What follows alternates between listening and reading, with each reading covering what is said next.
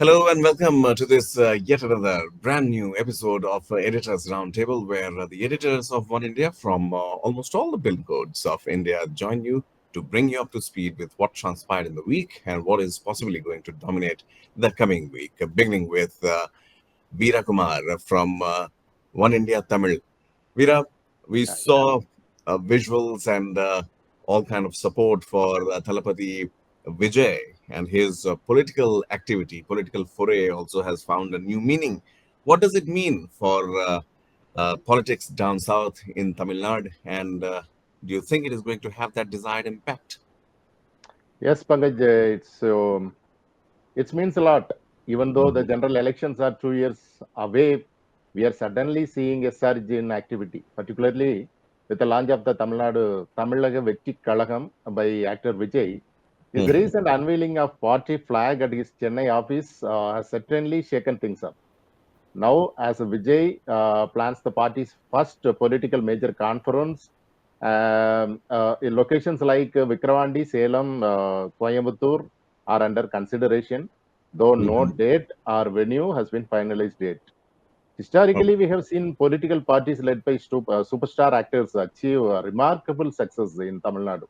MGR with AADMK, Mhm. Vijaykanth with DMDK.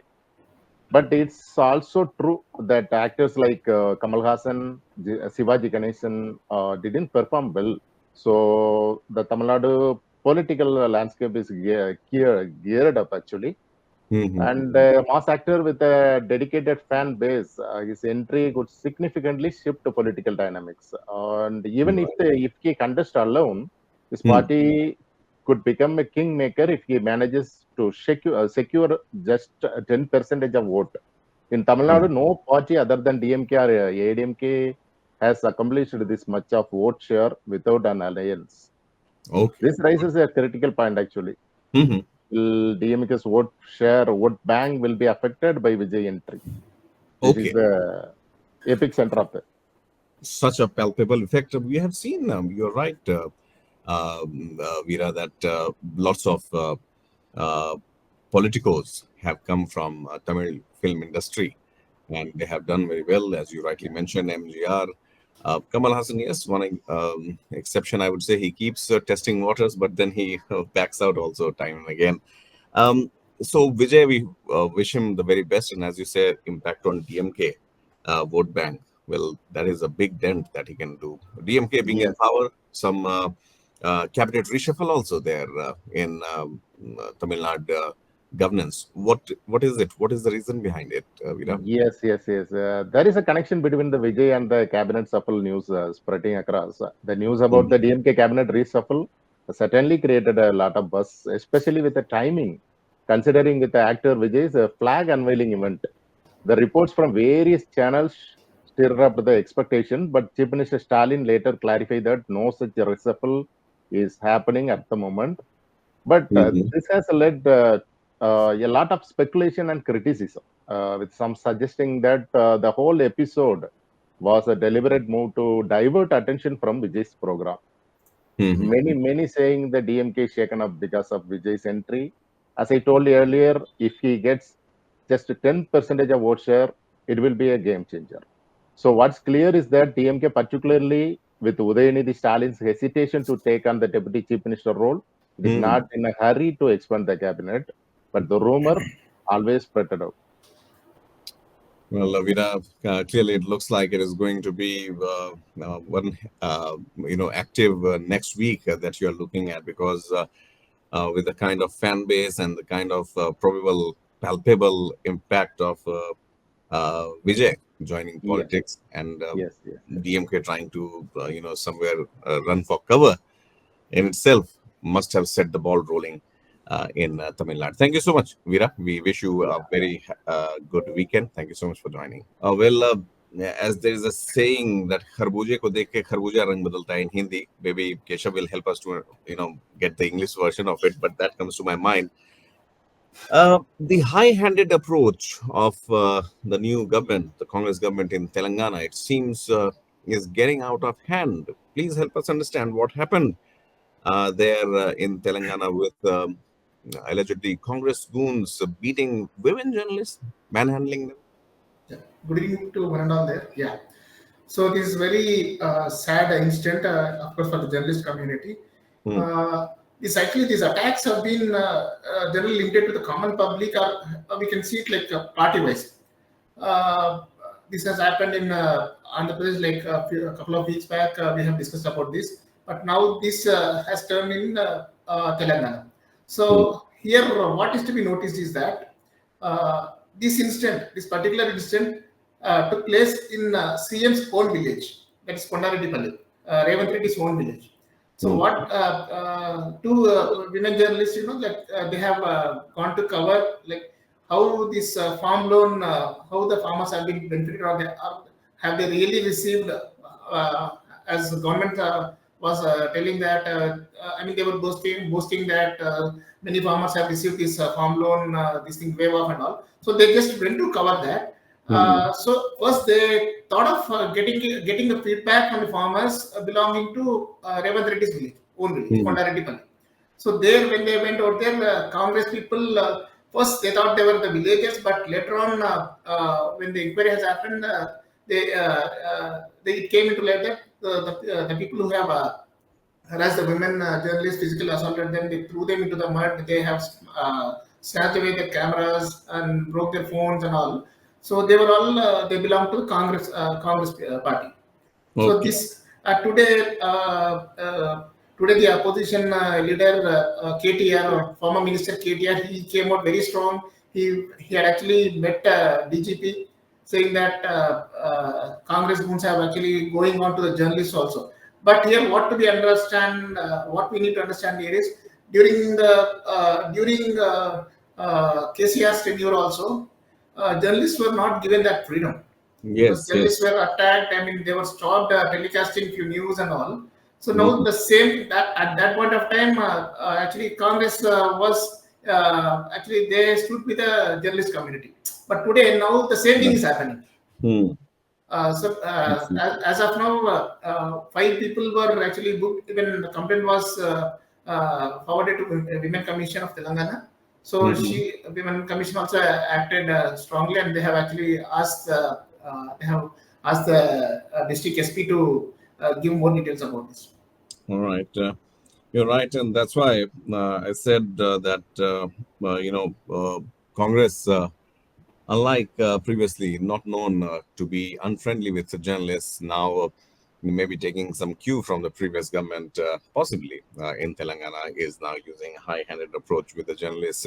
Kanaya, thank you so much. We wish you very best for the weekend. I'm sure it's going to be hectic once again because now maybe there is in that part of the country there is no elections, but when we talk about Jammu and Kashmir, when we talk about West Bengal for that matter, the developments do keep us busy. Thank you so much, Kanaya Thank you. there from Thank you. One India Telugu. West Bengal, which has been dominating the headlines, although for all the bad reasons, all the wrong reasons. Ritesh, the dust won't settle very soon there at the RG Kar Hospital. And what has happened, uh, well, Mamata Banerjee, the police, uh, the nexus, everything that is coming up. Any further clarity have we got from the family's side, whether at least now after such media brouhaha, uh, have they found any closure so far?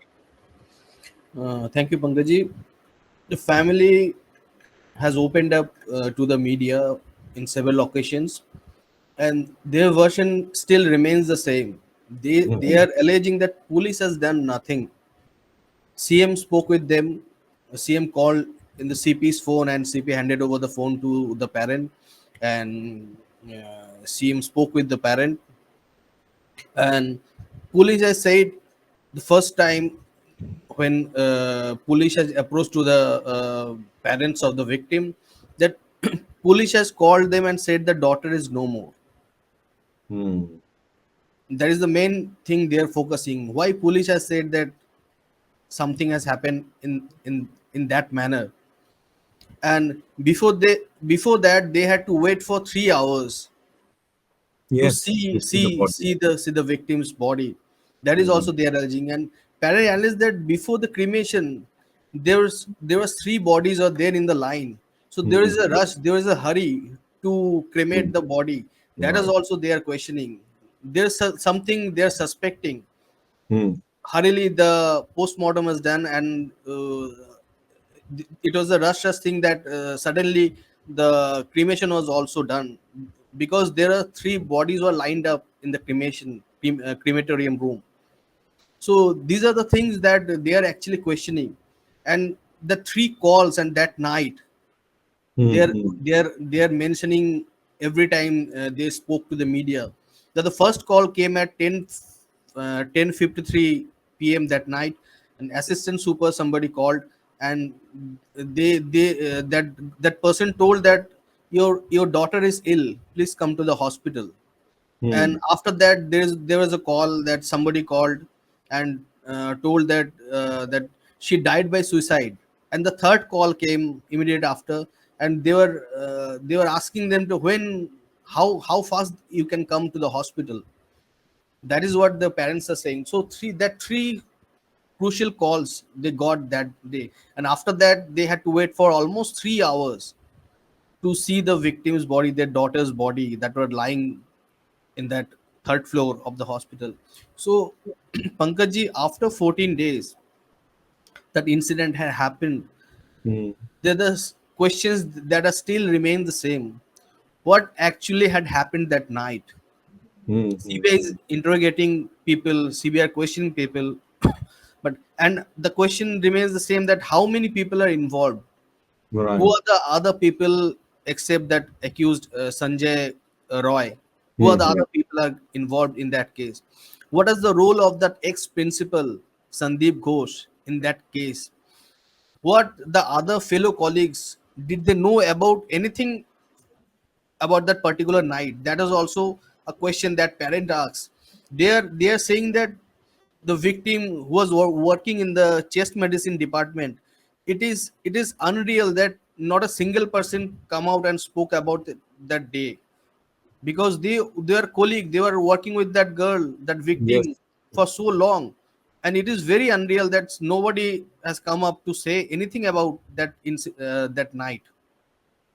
So these are the question remain same, and uh, CBI is also investigating that conspiracy angle. Did that girl come to know about something happening illegal and Hmm. protested? That's why she lost the life. That Right. is also an angle CBI is investigating. That's why CBI is going for polygraph test of 6%. That Sanjay Ghosh, the prime accused, ex-principal Sandeep Ghosh, and four other. The doctors are there, the health staffs are there who are there in the Hmm. hospital. So this is how CBI is more Right. onto that conspiracy angle, how that murder happened, rape and murder happened. Absolutely. Absolutely, Ritesh. Very shocking.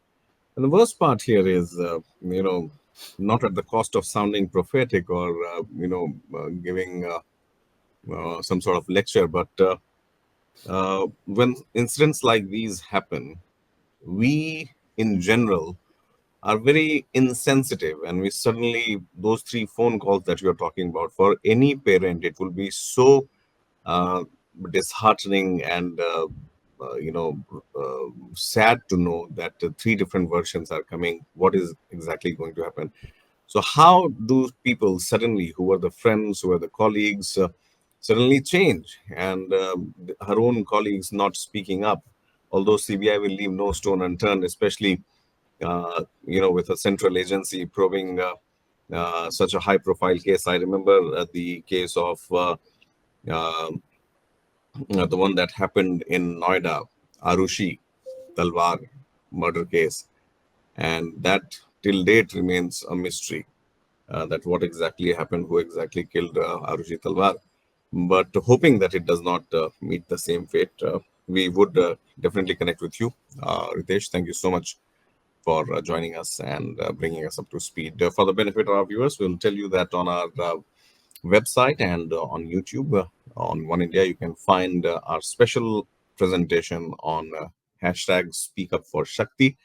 And we chose this name, especially keeping the Durga Puja, which is upcoming in Kolkata and rest of part of the country also, where we idolize, where we offer our obeisance to Shakti, Durga, and now there we have a case also putting us in the spot.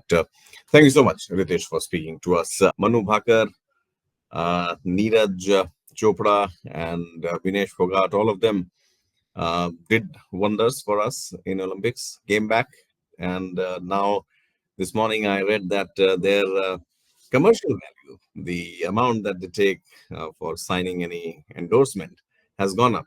How does it work? And any parity between cricketers and rest of the sports person? Well, Pankaj, that is still miles away. I mean, you just cannot match in terms of popularity, in terms of money making. Cricket is still when it comes to raking in the moolah, to cricket rules the roost. That's the common saying in India, and everybody sort of connects pretty easily with cricketers.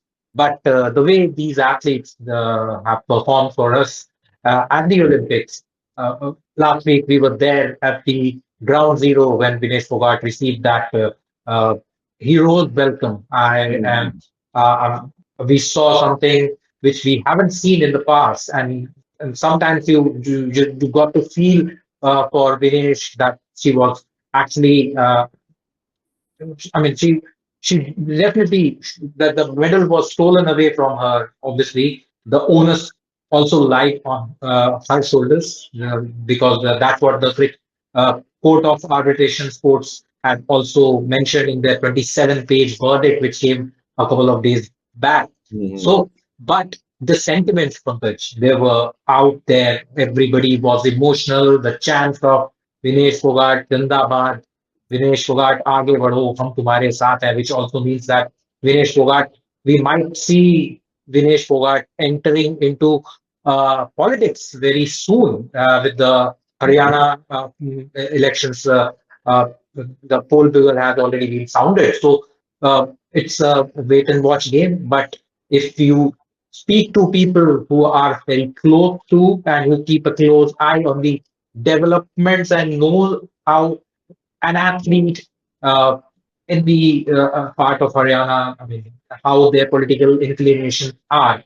So, Dinesh, we might definitely see her contesting on a national party ticket. And yes, as well as far as her endorsement value is concerned, before the Tokyo Olympics, the Paris Olympics, it was around 25 lakhs per endorsement, and which we now are hearing that it has shot to 1 crore plus, or 75 lakhs to 1 crore. It's in that range. Manu Mhm. Bhaker, the 22-year-old Jhajjar girl who won a couple of medals, both bronze in shooting. We've seen her doing a lot of endorsements. In fact, she has even shot a commercial for Thumbs Up. So how often do we see non-cricketers shooting ads for a soft drink brand like Coca-Cola, because Thumbs Up is a Coca-Cola property. So Mhm. this is a massive uh, boost jump for Manu Bhaker as well. She will also be commanding around 50 to 75 lakhs, or maybe in excess of a crore for endorsement. And well, Neeraj Chopra, he is the golden boy of Indian athletics and Indian. He represents India internationally, just like Virat Kohli, Rohit Sharma, or a Jasprit Bumrah does.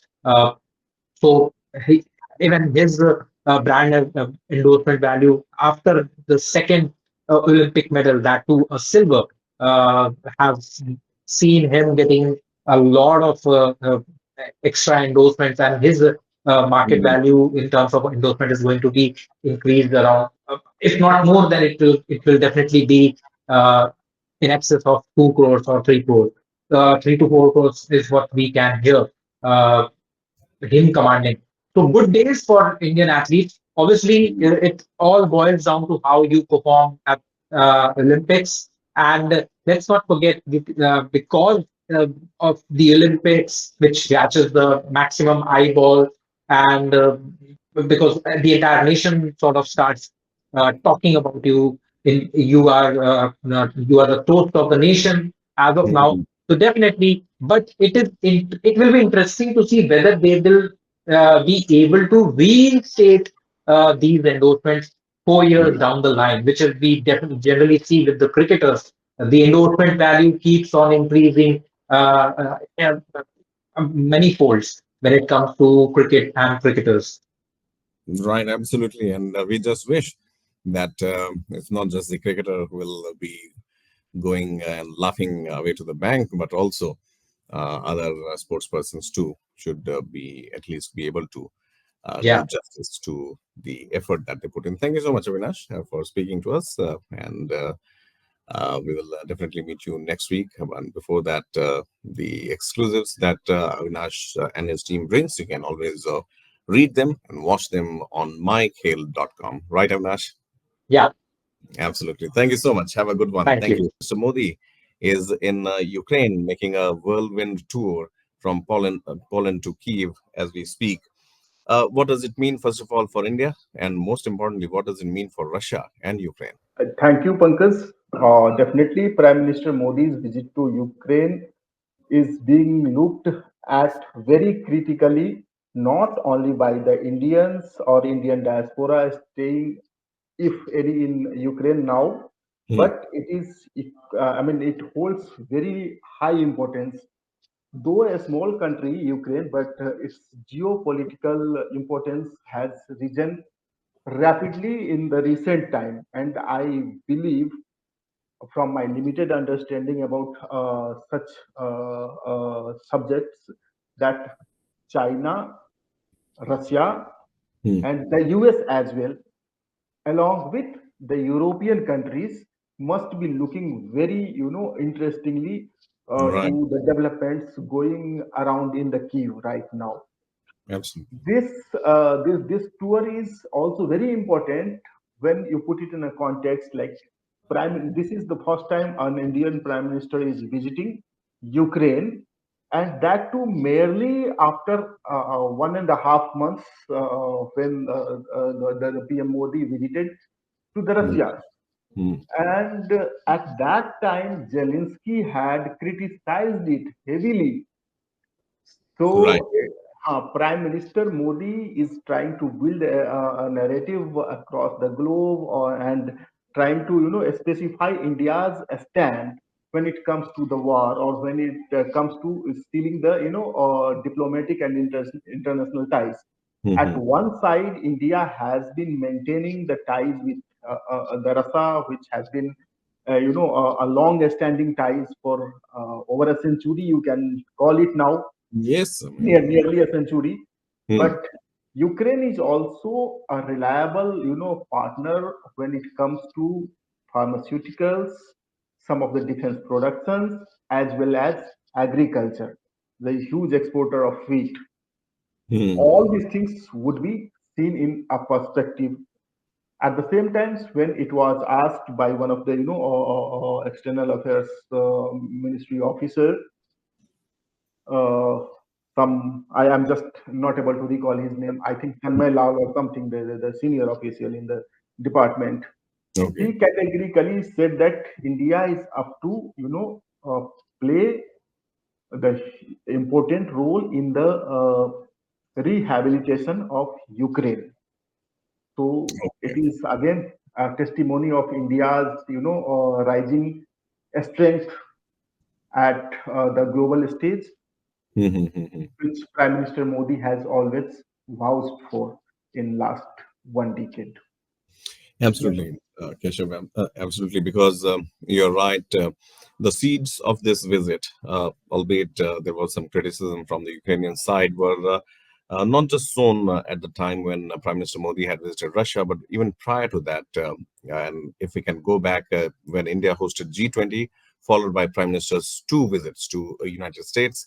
And that was the time when the messaging was clear that India will have to or might play the role of an emissary, and this time around from US to Russia and now to Ukraine. It will be very interesting to see what does Prime Minister Modi bring back, and what does he apprise the Indeed, nation indeed. and the world. Well, finally, some respite there from the election heat. Rahul Gandhi was seen enjoying An very ice cream. ice cream. Yes, a very delicious ice cream, as our reporters followed it later that day. Um, Kashmir elections, so all important. Congress trying to latch on with its India Alliance partner national conference. How do you see the cookie crumbling there, Keshav, in Jammu and Kashmir?